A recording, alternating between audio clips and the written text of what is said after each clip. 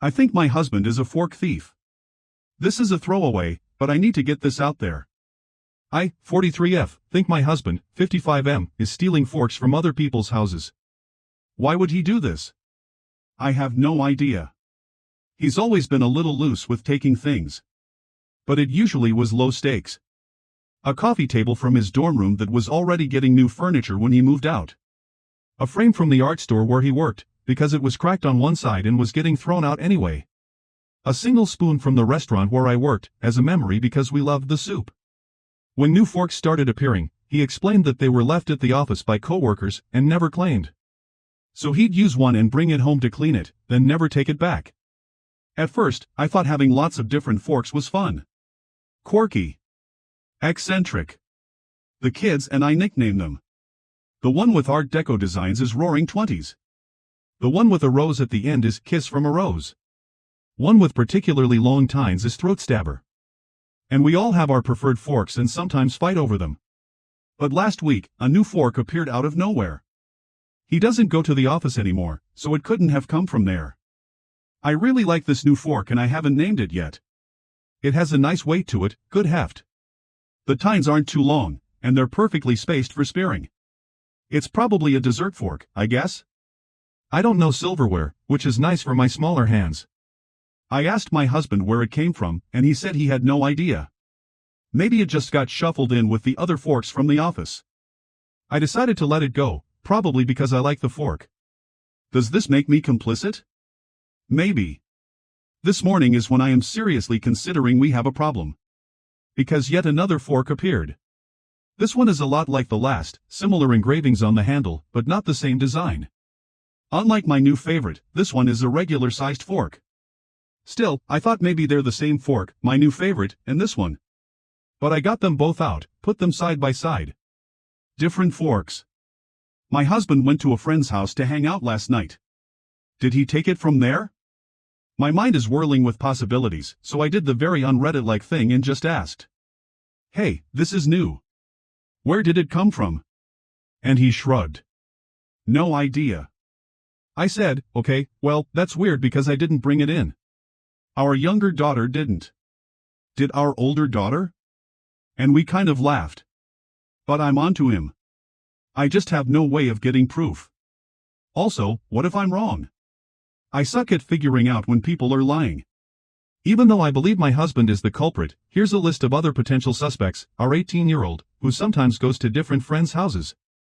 Our 14-year-old, who never goes anywhere except school. I guess she could be nicking forks from friends' sack lunches? And me. I don't really go anywhere, but maybe I'm sneaking out while I sleep like some kind of somnambulistic cutlery burglar, I don't know. I think it's my husband. As far as I can tell, that's the only explanation. And I can't go around besmirching his good name to our friends and family, so I came here to be anonymous and get it off my chest. If you're missing some cutlery, I guess I can check my silverware drawer for you. Even if it didn't come from your house, there's a good chance I have a match. Let me analyze this story for you. At first glance, this post might read like a lighthearted domestic comedy, a wife writing about the possibility that her husband is stealing forks from other people's homes. But beneath the playful tone and humorous narration lies a deeper exploration of trust, curiosity, and the subtle disorientations that accumulate over time in long-term relationships. The fork mystery isn't really about forks. It's about that peculiar, low-stakes unease that arises when you notice something off in the behavior of someone you thought you knew inside and out.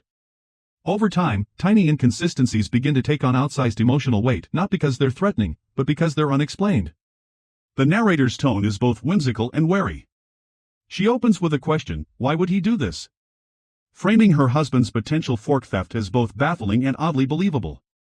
She catalogs his past history of harmless theft, softening it with rationalizations: the coffee table was going to be replaced, the frame was cracked, the spoon was sentimental. This background matters not just for context, but because it shows us how deeply she wants to believe he's not doing anything truly wrong. There's a quiet desperation in the way she defends him at first, still loyal, still generous, still looking for the most charitable interpretation. But the repeated pattern, especially now that he no longer goes to the office, pushes her toward a troubling possibility: maybe she doesn't know everything about her husband after all. What's striking is how this seemingly absurd story reflects a universal marital experience: the moment when you begin to question something about your partner that you've always overlooked, dismissed, or quietly accepted. The new forks arriving in the drawer serve as a tangible symbol of something intangible, the creeping sense that your partner might have habits, quirks, or even secrets you're not fully privy to. And this is delivered not with melodrama, but with dry humor and subtle self-doubt. The narrator admits she could be wrong. She even questions herself as a suspect, half-jokingly wondering if she might be sleep-stealing forks in some fugue state. This blend of suspicion, humor, and humility is what makes the post feel so deeply human and believable. The family's naming of the forks, throat stabber, roaring 20s, kiss from a rose adds a layer of quirky, affectionate intimacy to the narrative. This isn't just about theft, it's about how mundane objects, especially in a household with children, take on stories and identities of their own. These forks have become minor characters in the family's life, complete with personalities and rivalries. The kids fight over them. The mom picks favorites. In that way, the forks serve a double purpose. They're both the source of mystery and the embodiment of shared domestic life. That the narrator likes the new fork, despite its dubious origins, highlights a very human moral flexibility. She might be disturbed, but she's also enjoying the benefits. She wonders aloud if this makes her complicit, and it's both funny and telling that she seriously considers that question. But the emotional undertow arrives in the final paragraph.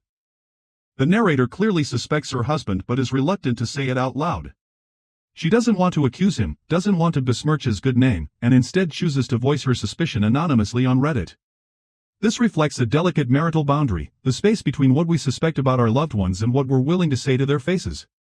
Her decision to come here, to a place of strangers, is not about outing him, but about finding a safe place to express uncertainty.